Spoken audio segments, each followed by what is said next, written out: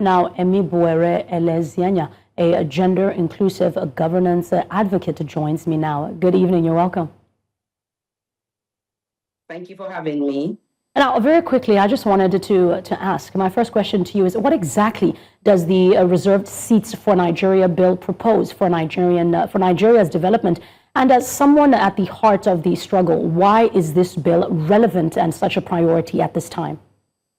Thank you very much. My name is Ebimoboere Elezieanya, and I sit as the South-South coordinator for the reserved seat bill.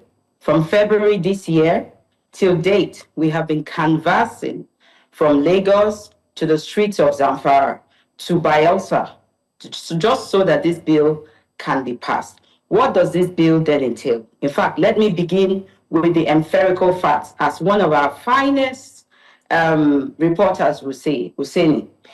4 out of 109 senators are in Nigeria, but only 4 out of the 109 are women. We have 360 House of Rep members, only 14 are women. With the by-elections, we now have 16. We have 993 State House of Assembly members, out of which only 51 are women. In fact, data shows that 14 states in Nigeria have no female representation whatsoever. What does then the reserved seat bill seek to do? We're seeking additional seats. Let me emphasize again, additional seats for women to contest, only women to contest. We're asking for 37 seats in the House of Representatives. This is a reflection of 36 states plus the FCT, making it 37. We're also asking for 37 seats in the Senate, 36 states plus the FCT, and then we're asking for 3 additional seats in the State House of Assembly for each state, bringing the total to 37 Senate, 37 House of Reps, and then 108 in the State House of Assemblies. Why is this bill important? This bill is important at a time like this. I mean, you heard one of my principals speaking here, Chief Mrs. Osazu, speaking about the impact that women create in the society when they are there. We have looked at the 10th Assembly as one of the most friendliest assemblies. So it will be right for the 10th Assembly to pass this because, number one, party competition will now be a little bit more friendly to represent the 50% of women that are in this nation. Number two, there'll be balance in representation somewhat. Remember again that this bill has a sunset clause, and the clause is that it will only run for 16 years, which is 4 election cycles. Number three, we would have better competition amongst ourselves, and more women will come into power. This is about Nigeria. This is about the Nigerian economy. This is about development in Nigeria. And we have rightly seen from Harvard reports, from the World Bank itself, that when women are in power, that there are certain things in the economy that becomes better.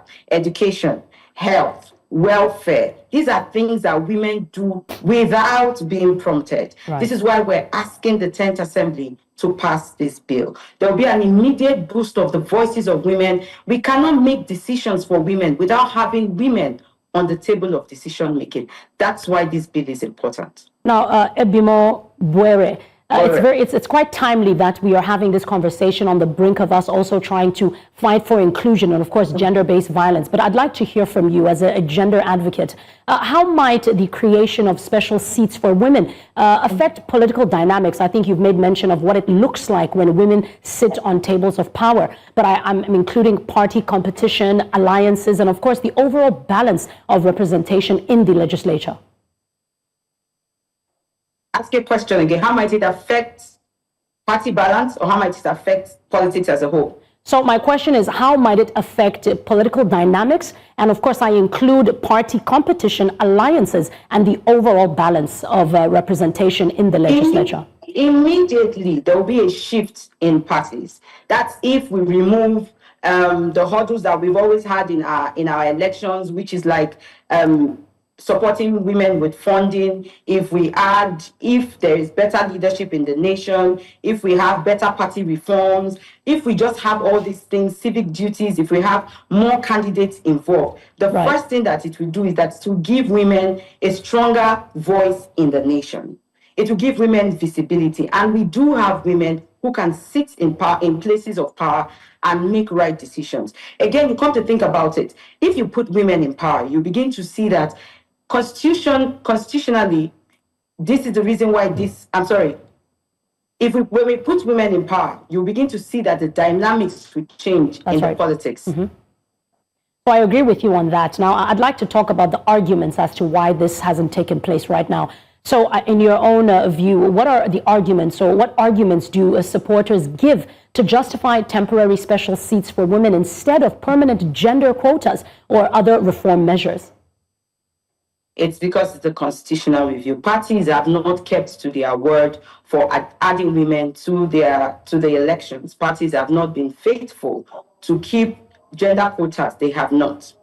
But then a constitutional review that adds and seeks to add this seat would subject parties to reforms that as consistent, will subject parties to do what is being said, not just the parties. Everyone will fall in line, including INEC. Everybody would fall in line and make sure that this happens. We have not, with Nigerian, we have not trusted the parties to do what they're supposed to do. But then if this is constitutionally amended and it's put in place, it's easier for us to get what we need. And my final question to you is, when we look at the long term, what long-term impact could the bill have on women's political representation? And of course, could it help build a sustainable path towards gender-balanced governance? Or could it risk limiting women's political influence to specially reserved seats? Let me take the second question first, because I believe that, yes, if not properly managed, that women would now be sidelined to only the reserved seats. But it's a chance that we're willing to take. But then on the positive side, it is actually going to add more women. Things are in place to begin to educate women to come in for political positions and seek political positions. So if more women are in power, when they come in, it will be easier for them to be trained and prepared for this position. So yes, you are right that there may be constraints, but it's a chance we're willing to take, because there will be an immediate effect. That means in every election cycle, you'll be seeing 37 new House of Rep members who are women. In the state level, you'll be seeing 3 additional women.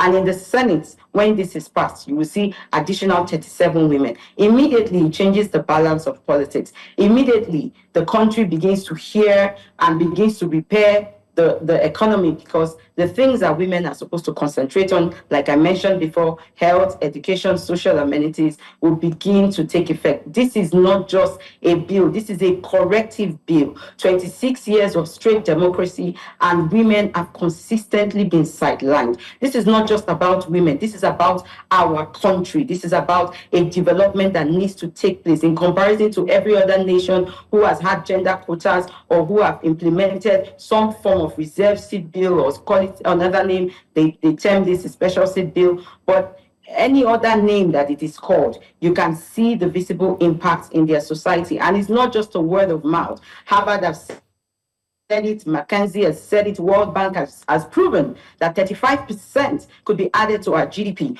the minute more women are in power. This is a time for me, the last call will be to all Nigerian women to begin to seek their House of Rep members, their parliamentarians, and encourage them to pass this bill. Because once this bill is passed, it changes the dynamics of politics in Nigeria, and it changes how women are seen. Even though we're going to be told that, oh, we only got here by the reserve seat, it doesn't matter, because it's correcting an abnormality in the country. 50% of women in this nation are not reflected on the decision table, and that's the only thing that women are asking for. Pass the bill now. Ebimoboere, thank you so much for your time and insights on this matter. Thank you very much.